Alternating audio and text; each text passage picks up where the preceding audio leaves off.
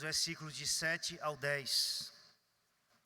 Livro de Gênesis, capítulo 47, dos versículos de 7 a 10.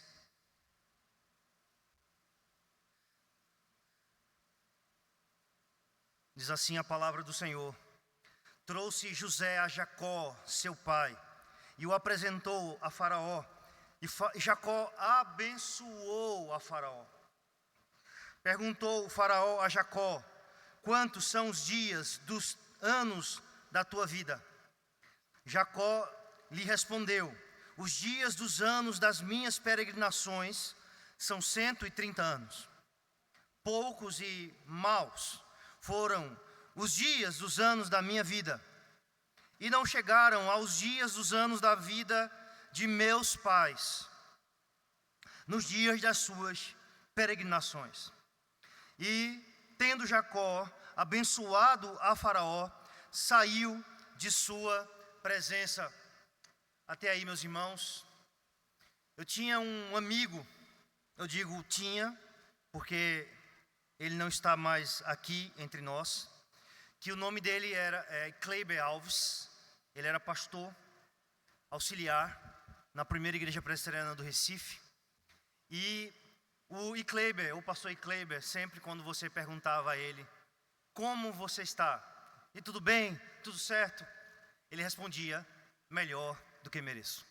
Estou melhor do que mereço. Geralmente era essa a resposta dele. Ele falava duas frases, ou duas palavras, era refrigera, e era essa resposta que ele dava quando se perguntava como você está. Tudo bem? Tudo certo? E ele sempre respondia: melhor do que mereço. Melhor do que mereço. De fato, nós sempre estamos melhor do que merecemos. Ou, de uma maneira ainda mais definida, nós estamos ao contrário do que merecemos. Não somente estamos melhor do que merecemos, mas nós estamos o contrário do que merecemos. Eu gostaria de pensar com vocês essa noite acerca desse tema, desse título: o favor contra-merecido de Deus. Contra-merecido é uma palavra que não existe na nossa língua portuguesa, né? Mas é uma palavra que ajuda a gente a entender a graça. A graça, ela é muito bem definida como um favor imerecido de Deus, e é verdade. Mas ela também poderia ser definida assim. E se você parar para pensar, de uma maneira ainda mais precisa, se é possível, seria definida assim: o favor contra-merecido. Porque não é somente merecido, ele é imerecido. Você não fez nada para merecê-lo. Mas é justamente o contrário do que você merece. Nós merecemos a condenação e temos a salvação. Nós merecemos o inferno e temos o céu. É o contrário daquilo que nós merecemos. Meus irmãos, nós temos uma tendência na nossa vida a não pensarmos e a não dizermos melhor do que mereço eu estou. Nós temos uma tendência a sermos resmungões. Nós temos uma tendência a murmurarmos. Nós temos uma tendência natural em nosso próprio coração carnal a sermos ingratos. A sermos, sobretudo, ingratos ao próprio Deus, de onde vêm todas as bênçãos que nós obtemos, que nós somos abençoados. Sabe, muitas vezes nós temos essa mesma tendência que Jacó demonstra aqui nesse texto. Quantos são os teus anos? São 130 anos da minha peregrinação. Eles foram poucos e foram maus. Sabe, meus irmãos, nós temos essa tendência de Jacó a não demonstrarmos e a não expressarmos gratidão pela graça, pela bondade de Deus. Porque nós temos essa mesma tendência que Jacó demonstrava em sua vida de uma maneira muito clara, a ser alguém autocentrado, a ser alguém centrado em si, a ser alguém que sempre falava se queixando, a ser alguém que sempre demonstrava piedade por si mesmo. Coitado de mim. Ele era alguém assim. Jacó era alguém que tinha esse traço da sua personalidade. Eu não sei se é um traço da psicologia chamado de melancólico, eu não sei exatamente, mas Jacó, ele tinha esse traço dessa personalidade. Quando Jacó soube que as vestes de José estavam cheias de sangue. Quando Jacó soube que José tinha morrido, ele foi enganado. Ele disse: com tristeza descerei as minhas cãs à sepultura. Jacó, ele estava determinado em viver o resto dos seus dias em luto. Jacó era alguém um pouco pessimista, se podemos dizer assim. Jacó é alguém que, quando abençoa os seus filhos, e ele abençoa os filhos dele, vão lá para o Egito para negociar com José, e ele diz: se tiver que ficar sem filhos, eu ficarei. Ele submeteu à vontade de Deus, mas ainda assim de uma maneira pessimista, meio que sempre esperava o pior. Jacó era alguém que vai para o Egito, e ele vai com essa resolução: eu vou ver José antes de morrer. E quando ele se encontra com José, que é exatamente o texto que antecede ao que nós lemos, marca esse encontro do pai com o filho, o encontro de José com Jacó. Esse reencontro depois de 20 anos, ou de 22 anos. Jacó diz para José: agora eu posso morrer em paz. Algo muito parecido com o que Simeão disse ao contemplar Jesus, o Filho de Deus. Isso é muito bom, mas Jacó estava mais pessimista do que era de fato.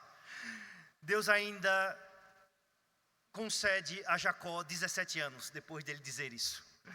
Teu servo já pode morrer em paz, já posso morrer em paz. Ele ainda vive mais 17 anos sob o cuidado de José. José foi-se embora de casa com 17 anos. José foi cuidado pelo pai por 17 anos. E agora José cuida do pai por 17 anos. O mesmo tempo que Jacó tinha com José, o seu filho mais amado, ele agora tem novamente na sua velhice. O mesmo tempo. Deus concede a ele o mesmo tempo que ele já tinha tido. E Deus concede a ele mais 17 anos para que ele aproveite o seu filho amado. Mas Jacó, ele é parecido conosco, porque nós, meus irmãos, temos a tendência de olharmos aquilo que está dando errado na nossa vida e focarmos aquilo que está dando errado. Não é só olharmos, mas é focarmos. Parece que aquilo que está dando errado na nossa vida, ou que ainda não está de acordo com como a gente gostaria que estivesse, parece que isso nos incomoda muito mais com tudo de bom que está acontecendo com a gente. Parece que a gente prefere focar naquela única coisa que não está dando certo, naquela única coisa que está dando errado. Sabe, nós somos assim. Se você venha para a igreja e, 100 irmãos falarem com você alegre, mas um irmão não falar com você, às vezes por um mal entendido, você vai se incomodar por aquele único irmão que não falou com você. Se você é uma pessoa sensível, você vai se incomodar com aquela única pessoa que não falou com você do que com 100 irmãos que te abraçaram alegremente. Nós temos a tendência de focar naquilo que não está dando certo, naquilo que ainda não foi resolvido, naquilo que ainda não está do jeito que a gente quer, até mesmo que seja do jeito que deve estar também, quando bate aquilo que a gente quer com aquilo que realmente agrada a Deus, né? Mas nós parecemos focar nisso. E eu gostaria de mostrar para vocês essa noite esse favor contra-imerecido de Deus, e mostrar para vocês como Jacó, nessa resposta que deu a pergunta simples de Faraó: quantos anos você tem? Lembra que Faraó, o rei do Egito, era alguém focado na imortalidade. Lembra não pela palavra, mas lembra pela história. Os faraós eram focados na imortalidade. E eles tinham toda aquela coisa de sarcófago, de embalsamento dos corpos, e toda aquela ideia de viver para sempre e conservar o corpo que voltaria à vida, aquele corpo que morreu, não por uma ressurreição. E ele vê Jacó muito longevo, vê esse homem velho, idoso, e ele se impressiona com a idade de Jacó. Então ele pergunta: quantos anos você tem? Uma pergunta simples. Jacó poderia ter dito 130 anos. Mas ele dá uma resposta longa. E eu gostaria de mostrar a vocês como nessa resposta Jacó está profundamente certo. E como nessa resposta ele está profundamente errado ao mesmo tempo. É algo meio paradoxal, não é? Mas é exatamente. Meus irmãos, em primeiro lugar, nós temos aqui uma tensão nesse texto que vai de Gênesis 46, versículo 31, até Gênesis 47, versículo 12. Acompanhe na sua Bíblia. Gênesis 46, versículo de 31 ao 34. Nós temos o início de uma tensão. E José disse a seus irmãos e à casa de seu pai: subirei e farei saber a Faraó, e lhe direi: meus irmãos e a casa de meu pai, que estavam na terra de Canaã, vieram para mim. Os homens são pastores, são homens de gado, e trouxeram consigo o seu rebanho, e o seu gado, e tudo o que tem. Quando, pois, Faraó vos chamar e disser: qual é o vosso trabalho? Respondereis: teus servos foram homens de gado desde a mocidade até agora, tanto nós como os nossos pais, para que habiteis na terra de Gósen. Porque todo pastor de rebanho é abominação para os egípcios. Os egípcios abominavam esses pastores, desprezavam. Mas essa era a tática de José, para que aquele povo não fosse levado para a cidade e ali acabasse se misturando tanto que poderia se perder. Porque aquele povo era um povo pecador. Não apenas os egípcios, mas a família de Jacó, como José bem sabia. Certamente esse era o medo de José, que eles fossem colocados no meio da cidade e ali eles acabassem se perdendo, sendo assimilados junto com os egípcios. Mas aqui, meus irmãos, nós temos uma tensão. Esse povo estava voltando agora. Estava indo, na verdade, para o Egito. Estava indo com tudo o que tinha, com toda a família, os filhos, os netos, o gado, os bens, toda a mudança para lá. Mas ainda existia essa preocupação em José, que eles não fossem levados para a cidade, que eles não fossem feitos escravos, porque isso tudo podia acontecer. Como Faraó vai tratá-los? A estratégia de José era essa.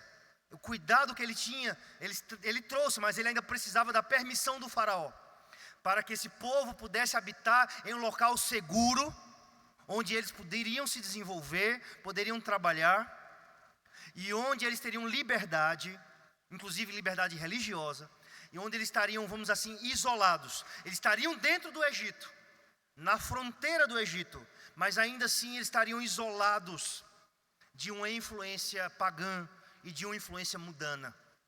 Eles estariam bem próximos, inclusive, de sair no momento necessário, que aconteceu 400 anos depois. Esse era a tensão. E José prepara: olha, eu vou escolher algum de vocês, vocês vão lá comigo, e vocês vão falar só isso que eu estou falando para vocês. Só isso que eu estou falando para vocês. Já viu aquele meme que tem na internet? O meu advogado disse para eu falar isso, eu quando for preso. Espero que ninguém aqui seja preso, mas tem muito esse meme. O meu advogado disse: fica calado até eu chegar. E aí eles colocam um vídeo de um cara falando um monte de coisa e contando toda a vida. É mais ou menos isso que acontece aqui agora. José, ele é muito específico: olha, cuidado, vocês vão falar isso. Vocês vão falar: nós chegamos, estamos aqui em Gósen, nessa terra, era uma terra de pasto, uma terra de pastores, de gado. Nós somos pastores. É isso que vocês vão falar. Mas veja aquilo que eles dizem a Faraó no capítulo 47, no versículo de 1 a 4. Então veio José e disse a Faraó: meu pai e meus irmãos, com os seus rebanhos e o seu gado, e tudo o que tem, chegaram da terra de Canaã, e eis que estão na terra de Gósen. E tomou 5 dos seus irmãos e os apresentou a Faraó.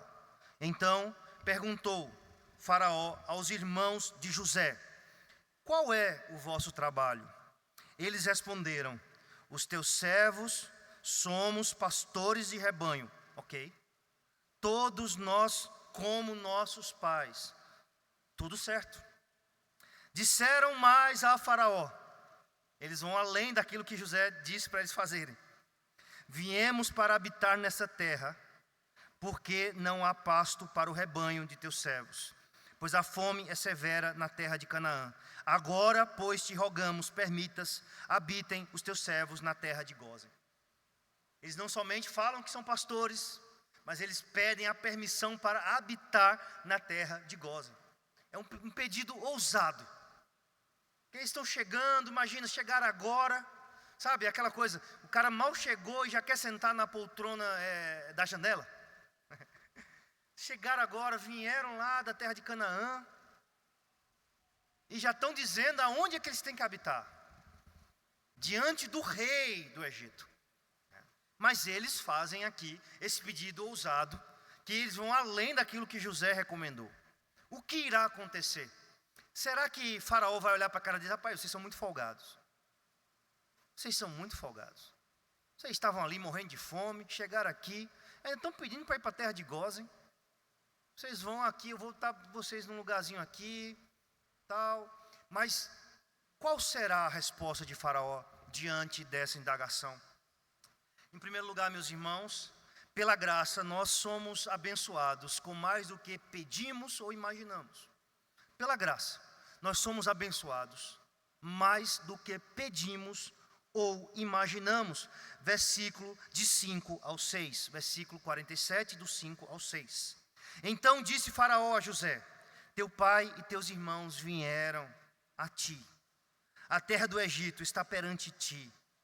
No melhor da terra faze habitar teu pai e teus irmãos. Habitem na terra de Gósen. Se sabes haver entre eles homens capazes, põe-nos por chefes do gado que me pertence. Sabe, Faraó, além de permitir o que eles pediram, para habitar na terra de Gósen, no melhor da terra, vocês vão habitar no melhor da terra, Faraó ainda diz assim: tomem conta, se houver pessoas capazes, José, deixem que eles supervisionem o meu rebanho, o gado do rei. Eles seriam altos funcionários, seriam funcionários reais. Sabe, Faraó podia ter feito esses homens escravos, porque era exatamente isso que eles faziam. É tanto que, se você for continuar lendo o texto, a partir do versículo 12, eles vão fazer os próprios egípcios de escravo. Porque eles não tinham mais com o que comer, estavam morrendo de fome, e eles se venderam para poder pagar.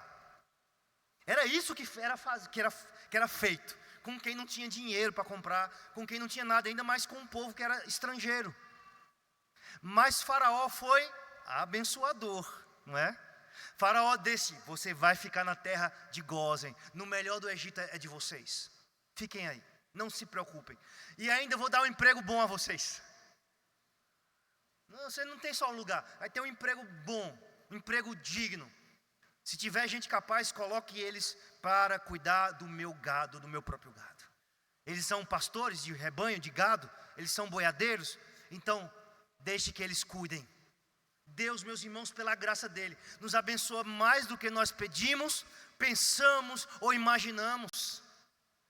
Deus faz isso conosco. Deus nos abençoa assim, além daquilo que nós imaginamos. E além do que nós merecemos, pelo contrário, do que nós merecemos. Mas em segundo lugar, meus irmãos, Deus também, pela sua graça, nos abençoa com propriedade, com uma herança, com uma possessão. Versículo número 11. Então José estabeleceu a seu pai e a seus irmãos, e lhes deu possessão na terra do Egito, no melhor da terra, na terra de Ramsés, como Faraó ordenara. Eles não apenas foram permitidos habitar, mas eles receberam casas e propriedades, e terra é sua posse, é sua possessão. Vocês têm esse terreno aqui, esse lote é de vocês. Toda essa terra, esses hectares, não apenas vocês vão poder criar o gado de vocês, não apenas vocês vão poder armar a tenda de vocês, não apenas vocês vão poder morar e cultivar a terra como alguém que agrega a terra a outro, mas vocês vão possuir a terra. Sabe, meus irmãos, pela graça de Deus, Deus nos dá herança. Pela graça dele nós somos herdeiros de Deus e co-herdeiros com Cristo.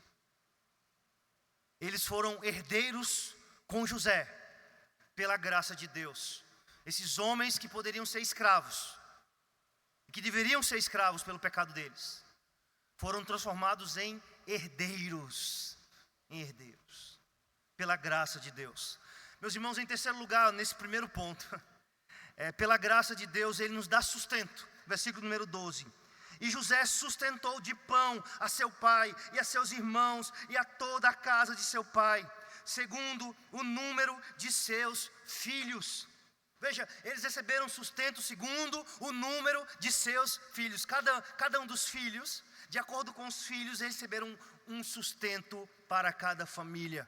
Um sustento adequado à necessidade de cada família. Deus, Ele nos sustenta assim. Sabe, é o sustento que você tinha quando você era solteiro. E Deus te sustentou do jeito que Deus quis te sustentar. E talvez agora você tenha uma família e Deus continua a te sustentar de outra maneira. O sustento que Deus está te dando agora com a sua família não é mais o mesmo que Ele te dava quando era solteiro. Porque Deus, Ele cuida de cada um de nós, de uma maneira especial. E essa é a visão que a gente tem que ter, de reconhecer que esse sustento vem do Senhor em nossas vidas. E é pela graça dEle, Ele nos dá o contrário, meus irmãos, daquilo que nós merecemos. Deus nos dá uma terra para habitar, como Ele deu aos filhos de Jacó. Deus nos dá um bom emprego, como Ele deu aos filhos de Jacó. Eles eram pastores de rebanho. Eles puderam cuidar até do gado do rei Faraó. Deus nos dá uma herança, uma propriedade. Deus nos dá algo para possuirmos. Uma herança eterna, inacessível e incorruptível. E Deus nos dá sustento nessa caminhada terrena que nós estamos. Sabe? Esses irmãos, meus irmãos, eles estavam melhor do que mereciam. Eles estavam contrário do que mereciam. Não é? Veja, esses irmãos estavam morrendo de fome. E então eles foram impedidos de voltar pelo próprio pai, que estava nem aí para Simeão. Podia lá ficar à míngua, podia apodrecer na prisão, que eu não mando o Benjamim para lá de jeito nenhum. Simeão estava preso, iria ficar preso o resto da vida, talvez. Esses irmãos estavam morrendo de fome na terra de Canaã. E agora José está vivo. José não está apenas vivo, mas ele é governador. Ele não é apenas governador, mas ele continua amando seus irmãos. Ele perdoa seus irmãos porque ele entende o que Deus fez na vida dele. Ele se reconcilia com seus irmãos e traz todo mundo. E eles podiam morar ali no meio da cidade, no meio da muvuca. Mas não, eles vão morar exatamente onde eles queriam ir morar. Eles são permitidos morar e eles têm emprego, eles têm sustento, eles têm uma herança diante do que só havia fome, diante do que só havia escravidão. Era isso que iria acontecer com eles, meus irmãos. Era a escravidão, não tinha outra opção. Eles iam se vender como escravos aos egípcios. Algo que de fato os egípcios fizeram deles depois. Mas Deus os tirou com poderosa mão do Egito. Quando os egípcios fizeram deles escravos. E quando os egípcios começaram a maltratá-los e a oprimi-los, Deus pela sua poderosa mão tirou esse povo. É ou não um povo amado de Deus? Assim também somos nós, a igreja, o verdadeiro Israel. Somos o povo amado de Deus. Meus irmãos, nós merecíamos o inferno. Essa é a realidade. Veja aonde você merecia estar essa noite. Você merecia estar no inferno. Começamos por aqui. É ali onde você merecia estar. Se você não entendeu isso, então você não entendeu ainda o Evangelho. Era no inferno eternamente condenado, glorificando a Deus pela sua justiça. Era lá onde você e eu merecíamos estar. Mas aqui estou eu pregando para você e você aí sentado me ouvindo. Não é? Estamos aqui vivos. Estamos aqui regenerados pelo Espírito Santo de Deus. Fomos nós perdoados e reconciliados com Deus. Olha que coisa boa. Meus irmãos, nós somos justificados. Sabe, a nossa dívida foi paga. Mas não somente a nossa dívida foi paga. Foi depositado na minha conta pessoal, no meu CPF, toda a justiça de Cristo Jesus. De maneira que quando Deus olha para mim, através da cruz de Cristo, Ele olha para mim como se eu nunca tivesse cometido nenhum pecado. Não apenas como alguém que é perdoado, mas como alguém que foi justificado. Sabe, eu que merecia o inferno e a condenação, porque sou pecador, estava escravo do pecado. Hoje sou liberto, sou livre, sou um filho de Deus, sou participante da família de Deus, sou um herdeiro de Deus e sou um co-herdeiro de Cristo, com Cristo. A mesma herança que Cristo tem, eu também tenho. E o que está reservado a mim é o céu. É o reino de Deus eternamente. Se eu sou um crente em Jesus. Você não quer ter essa herança. Como eu vou ser louco de não querer essa herança? Essa é a única coisa que faz sentido nessa vida. É uma graça contra imerecida. É um favor contra merecido. Isso é graça. É exatamente aquilo que você tem, que é o contrário do que você merece, dado por Deus. Por causa da fé em Jesus, nós somos abençoados pela graça de Deus, de uma maneira que nós não merecemos, meus irmãos. Nós estamos muito melhor do que merecemos. Mas em segundo lugar, meus irmãos, também é pela graça de Deus que nós abençoamos. Em primeiro lugar, é pela graça de Deus que nós somos abençoados. Mas em segundo lugar, é pela graça de Deus que nós abençoamos. Não apenas somos abençoados, mas também abençoamos. Versículo 7 e versículo 10. Trouxe José a Jacó, seu pai, e o apresentou a Faraó. E Jacó abençoou a Faraó. Jacó abençoou a Faraó. E tendo Jacó abençoado a Faraó, saiu de sua presença. Meus irmãos, sabe uma coisa muito interessante aqui? É que o superior é quem abençoa. No Antigo Testamento é muito claro isso. O superior abençoa o inferior. Nas histórias dos patriarcas isso é muito claro, não é? Isaac abençoa Jacó. Ele é enganado e ele abençoa Jacó. Ele é enganado porque ele perdeu a visão física, mas ele também perdeu a visão espiritual. Ele achava que era o ímpio Esaú, o herdeiro da promessa, e não o eleito Jacó. Jacó abençoa Efraim, que era o segundo, e depois abençoa Manassés, mais na frente. Que o Senhor te faça como fez a Efraim, a Manassés. E depois ele abençoa no capítulo 49 todos os seus filhos. O maior abençoa o menor. Quem era o rei aqui? Quem era o rei? Era Faraó o rei? O verdadeiro rei aqui é Jacó. Porque é Jacó que abençoa. Meus irmãos, o que você esperaria que Jacó fizesse diante do rei Faraó?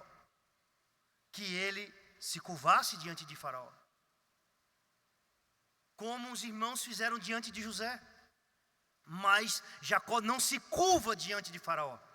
Ele abençoa Faraó e ele termina abençoando o Faraó e se despedindo de Faraó, porque ele sabe que Deus o colocou acima do próprio rei do Egito.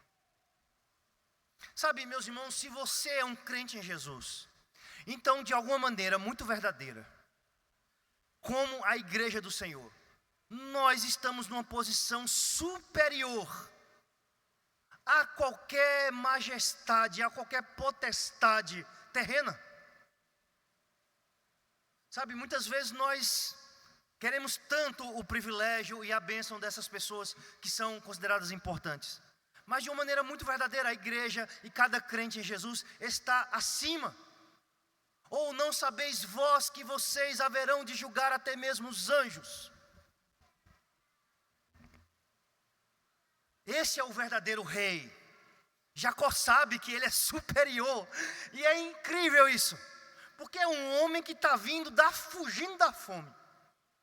Entendeu? Um homem que, se a coisa continuar, não vai ter nada. Pobre. Entendeu? Sabe, aquela coisa assim, não vai ter nem onde cair morto. Mas é esse homem que chega e abençoa o rei Faraó. Que ousadia, não é? Não. É fé. Ele sabe que ele é herdeiro das promessas de Deus. Ele sabe que ele tem a bênção de Deus. E ele sabe que ele deve abençoar aqueles que o abençoarem. Gênesis capítulo 12, Deus diz a Abraão: sai da tua terra, sai da tua parentela, no meio da tua parentela, e vai para a terra que eu te mostrarei. Sê tu uma bênção.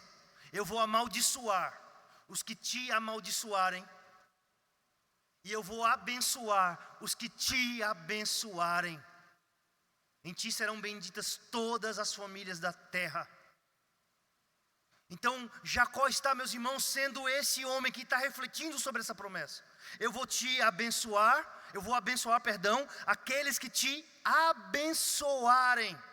Jacó está fazendo exatamente isso. Jacó está abençoando o faraó, porque Deus mandou que ele abençoasse o faraó. Eu vou abençoar os que te abençoarem. Habita no melhor dessa terra, é tua. Coloca esses homens sobre a supervisão do meu gado, se eles forem competentes. Faraó está abençoando a igreja, está abençoando a família da aliança. E é por isso que Jacó está abençoando o faraó, porque Deus prometeu abençoar aqueles que abençoarem a descendência de Abraão. Meus irmãos, é pela graça de Deus que nós abençoamos. É somente pela graça de Deus que nós abençoamos. Nós abençoamos as pessoas pela graça de Deus. É interessante, meus irmãos, que de fato aquele que é o nosso rei, que é Jesus Cristo, ele, através dele, ele é o verdadeiro descendente de Abraão. Jacó, ele errou, porque ele achava que era José o descendente. A linhagem santa, Jacó tinha certeza que era José. E Jacó estava errado, porque era Judá. Mas o verdadeiro descendente pelo qual a bênção vem para todas as nações é Jesus Cristo. Em Jesus Cristo, todas as nações da terra, brasileiros, chineses, tupis, guaranis, uaraus, todos os povos, nações, raças, línguas são abençoados. É através de Cristo Jesus que a salvação, que a herança eterna é derramada sobre todos os povos. Não é através nem de Jacó, mas Jacó é alguém que cumpre em parte Gênesis 12. Meus irmãos, em terceiro lugar, pela graça nós peregrinamos, pela graça nós somos abençoados, pela graça nós abençoamos, e pela graça nós também peregrinamos, versículo de 8 ao 9. Perguntou o faraó a Jacó: quantos são os dias dos anos da tua vida? Jacó lhe respondeu: os dias dos anos das minhas peregrinações são 130 anos. Poucos e maus foram os dias dos anos da minha vida, e não chegaram aos dias dos anos da vida de meus pais, nos dias das suas peregrinações. Meus irmãos, Jacó estava profundamente certo e profundamente errado. Porque ele estava certo, em primeiro lugar, porque de fato ele entendeu que era um peregrino. Pela graça de Deus, nós somos peregrinos. O que é um peregrino? Um peregrino é alguém que renuncia a posse, o direito, a posse e a propriedade, por causa da fé. Essa é uma definição de peregrino. Alguém que renuncia o direito a ter, a possuir terra, propriedade, casa, por causa da fé. Esse é um peregrino. Não é necessariamente alguém que não tem uma casa, que não tem uma posse, que não tem uma propriedade, mas é alguém que renuncia a esse direito pela fé, porque enxerga algo mais valioso do que qualquer posse que poderia ter e se apegar nesta terra. Meus irmãos, é pela graça de Deus que nós peregrinamos nesse mundo. Andamos entendendo que o nosso lar não é aqui, que a nossa casa não é aqui. Embora Deus possa permitir você possuir coisas, Porque pela graça dele, ele nos abençoa com toda sorte de bênçãos espirituais. E ele também concede a nós bênçãos materiais. Não é? Pela graça dele. Mas o verdadeiro peregrino é alguém que abre mão do direito de possuir essas coisas pela fé. É alguém que não se apega a essas coisas, porque sabe que possui uma pátria celestial. Porque sabe que possui um tesouro que a traça e a ferrugem não podem corroer. Esse é o verdadeiro peregrino. Alguém que sabe que a sua cidadania é a cidadania celestial. É alguém que sabe que está aqui como um viajante, que está aqui não somente de passagem, mas de passagem para a Nova Jerusalém. Porque todo mundo sabe que está de passagem. Mas é a passagem que você tem nas suas mãos, o bilhete que você tem nesta aviação, nesse voo, é o bilhete para a Nova Jerusalém? Ou é um bilhete com destino indeterminado? Quem sabe? Depois que eu morrer, Deus é que vai ver. Ou você tem a certeza de ter esse bilhete para a Nova Jerusalém, para os céus, para a glória. Você já tem essa certeza da salvação? Se você morresse hoje, você sabe para onde você vai? Você tem certeza absoluta? Ou ainda é uma dúvida, ou ainda é uma incógnita, ou ainda você irá descobrir?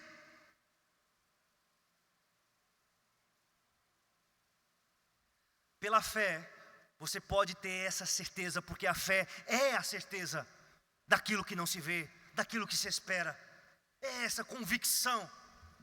Pela fé em Jesus, você pode ter a certeza dessa salvação e desse tesouro e dessa herança eterna, porque não vem de você mesmo. O Espírito Santo testifica no seu coração que você é um herdeiro, que você é um herdeiro de Deus, que você é um herdeiro de Cristo. E pela graça, meus irmãos, nós peregrinamos nesse mundo.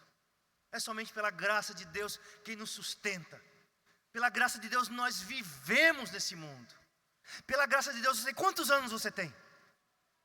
Eu tenho 20 anos. Pela graça de Deus você já viveu 20 anos. Eu tenho 40 anos. Pela graça de Deus você já viveu 40 anos. Eu tenho 80 anos. Pela graça de Deus você já viveu 80 anos. É pela graça de Deus que você viveu e que você vive. É somente por essa graça de Deus que nós vivemos. Meus irmãos, que nós somos abençoados, que nós abençoamos e que nós peregrinamos. Meus irmãos, Jacó estava profundamente certo. De fato, a pergunta foi tão simples: quantos anos você tem? Aí Jacó faz um discurso. São 130 anos os anos da minha peregrinação. Ele está correto, porque de fato são anos de peregrinação. Jacó sempre estava ali se mudando, e sempre vivendo, e aprendendo. Sabe, nem sempre é fácil mudanças. Nem sempre é fácil. De vez em quando minha filha sempre lembra disso pra gente. Ela está lá no carro e do nada ela vai e fala assim: a gente se muda tanto, né? Ela do nada fala, e aí você sente um pouco do peso, sabe?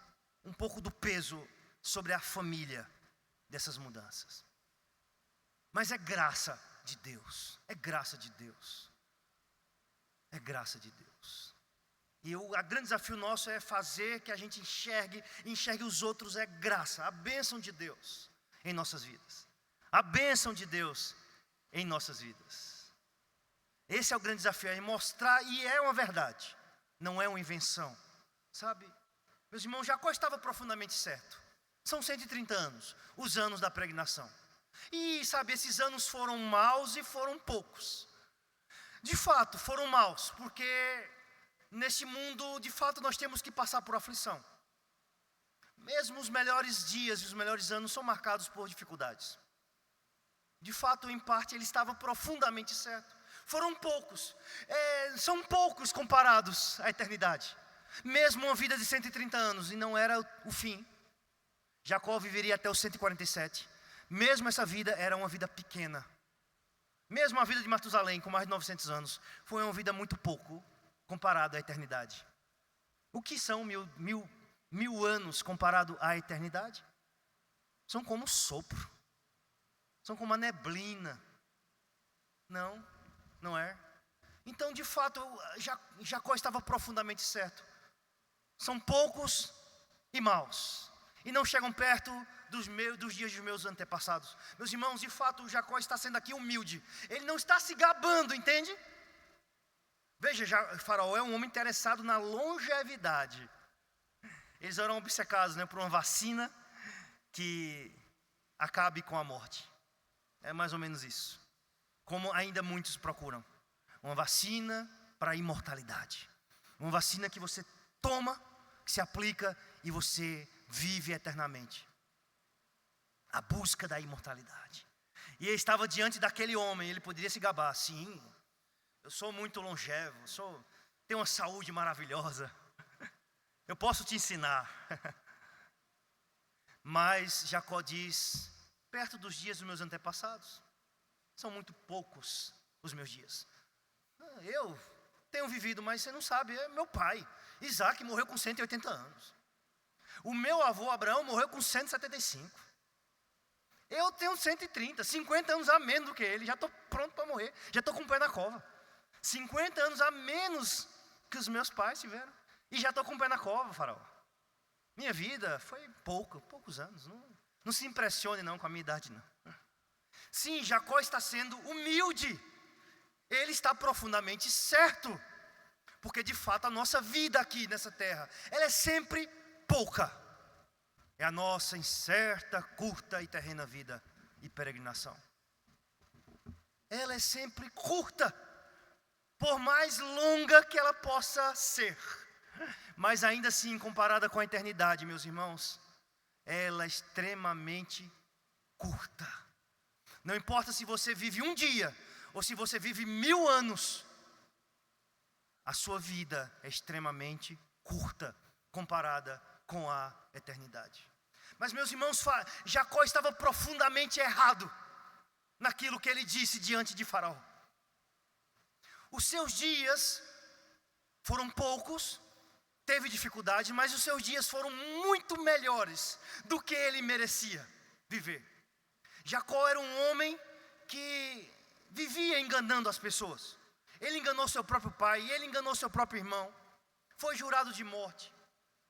Fugiu para o norte de Israel, para a terra de Arã, Padã Arã. E ali ele ficou com seu tio. E ele foi enganado. Quando ele casou, ele trabalhou que só. Aí na noite de núpcias, o tio dele deu Lia. E não Raquel a ele. Ele foi enganado, o seu tio, foi ameaçado. Saiu de lá e Deus o abençoou. Porque esse homem saiu de lá, mesmo tendo sido enganado. Ele era um enganador, mas ele saiu de lá com tanta coisa. Esse homem saiu lá com tantos filhos. Só de homem, eu acho que ele já tinha uns 11. Depois nasceram, acho que Benjamim, não sei se José já era nascido. Tantos filhos, filhas, gado, posses. Esse homem saiu rico de lá. Por causa da bênção de Deus sobre a vida dele. Sabe, esse homem voltou jurado de morte por Esaú. Mas Deus o abençoou, ele se encontrou com Esaú, se reconciliaram. Sim, esse homem achava que o seu filho tinha sido morto. Mas ele descobriu que o seu filho estava vivo. E ele se encontrou com seu filho. E ele veio para o Egito sendo salvo da fome, sendo livrado da morte. Sabe, a sua família foi tão abençoada.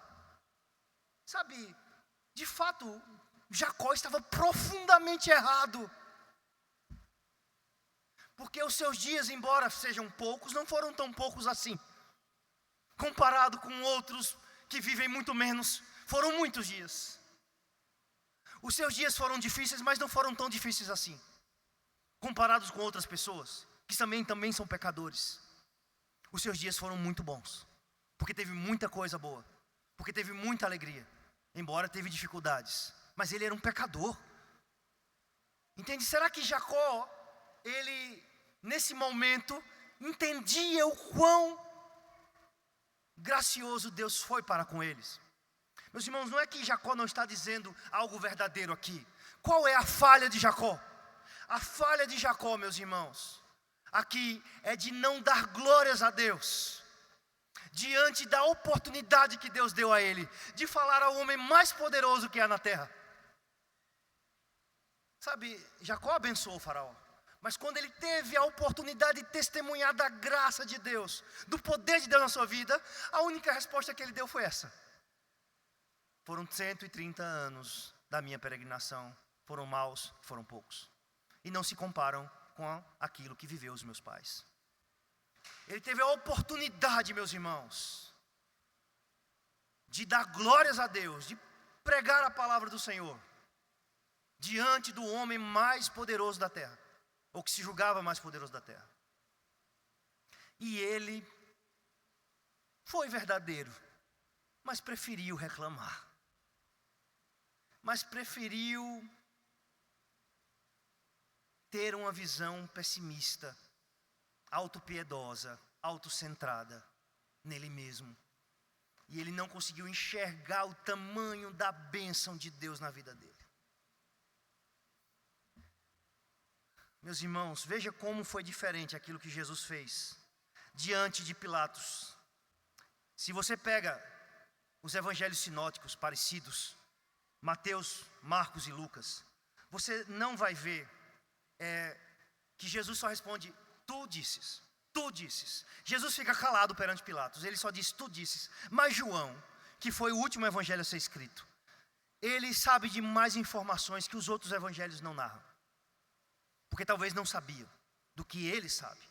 E ele escreveu o seu evangelho para completar algo que os outros evangelhos deixaram passar.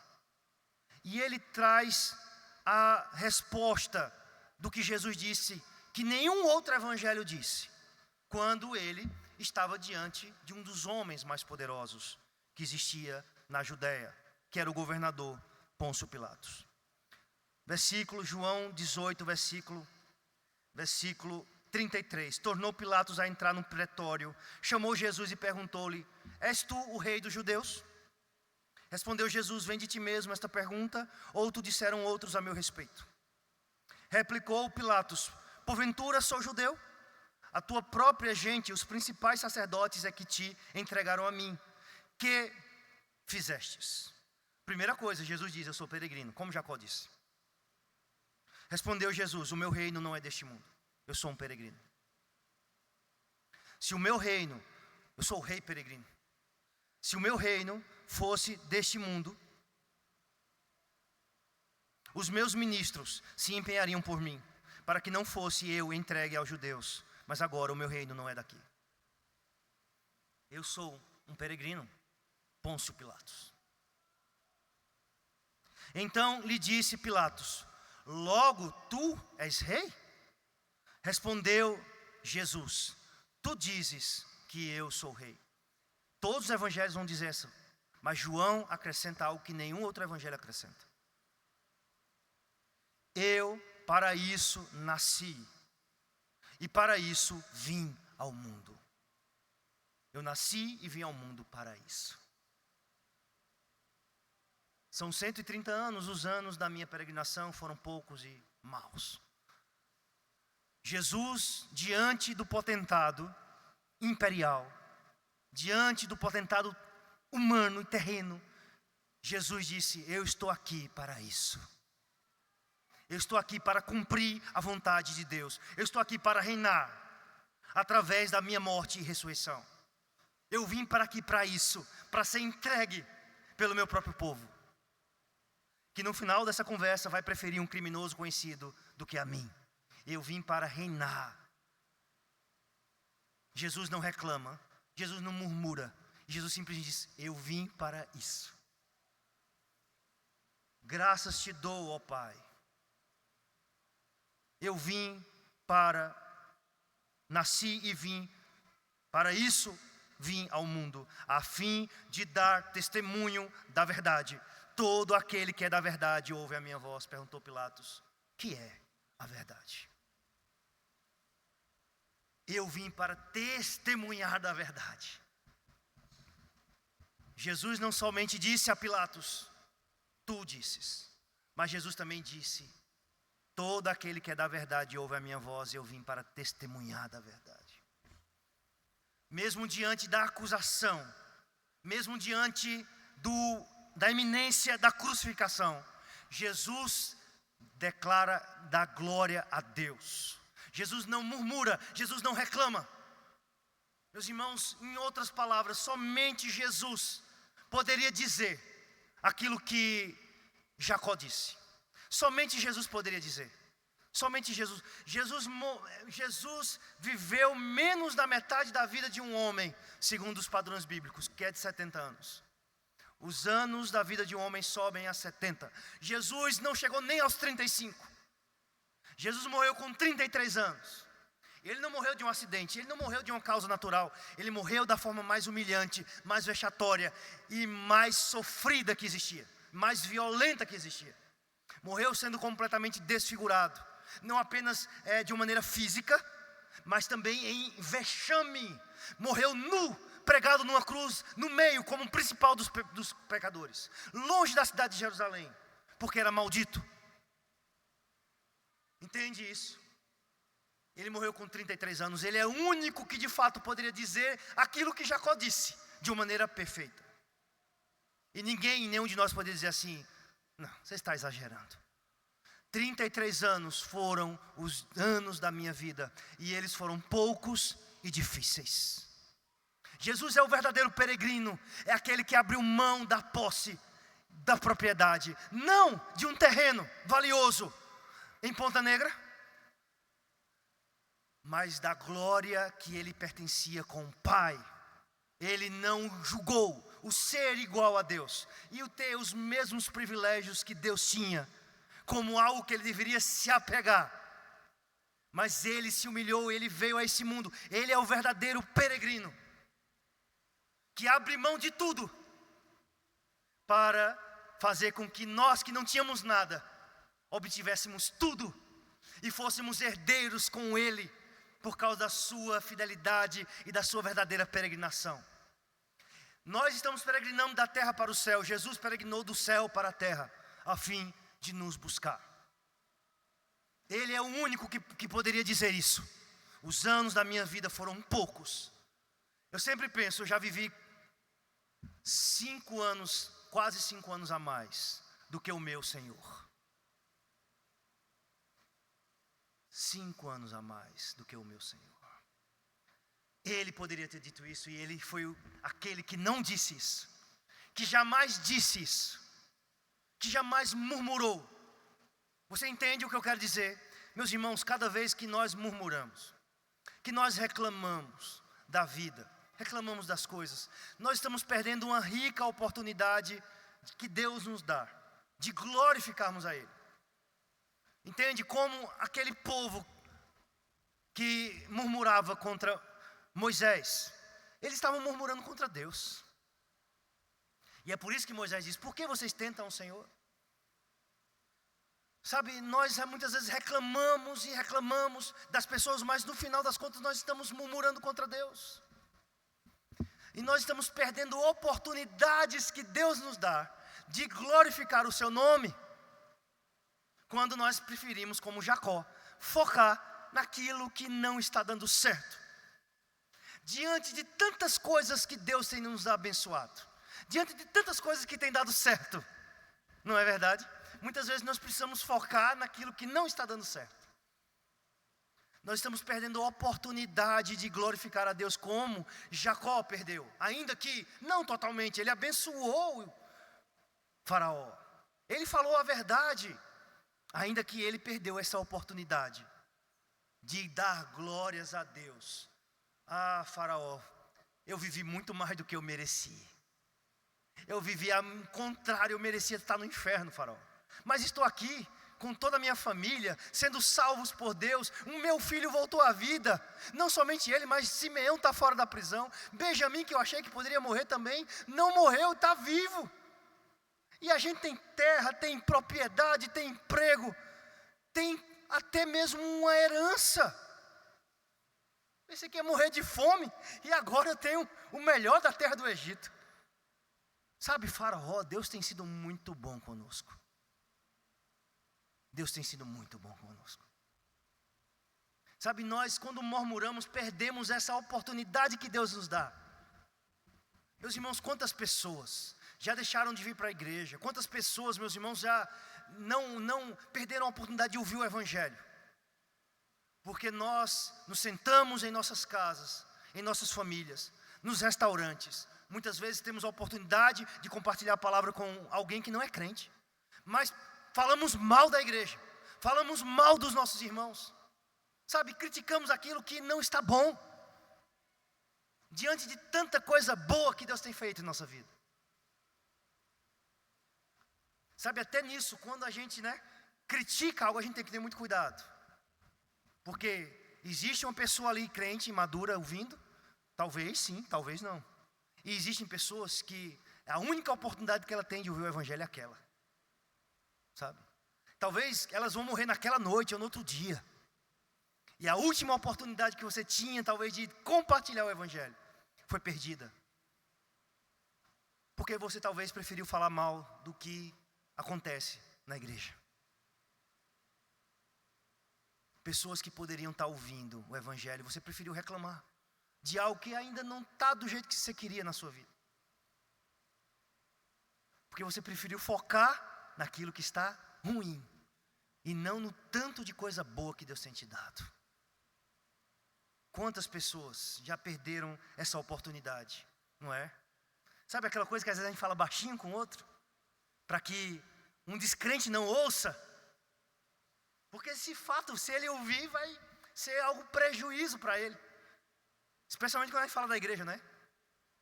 Às vezes a gente fala baixinho, a gente compartilha baixinho ali algum problema, porque o descrente está ouvindo. E isso vai ser um mau testemunho para ele. Sabe, mas às vezes a gente nem tem esse cuidado. Meus irmãos, quantas pessoas você não conhece que deixaram de vir para a igreja?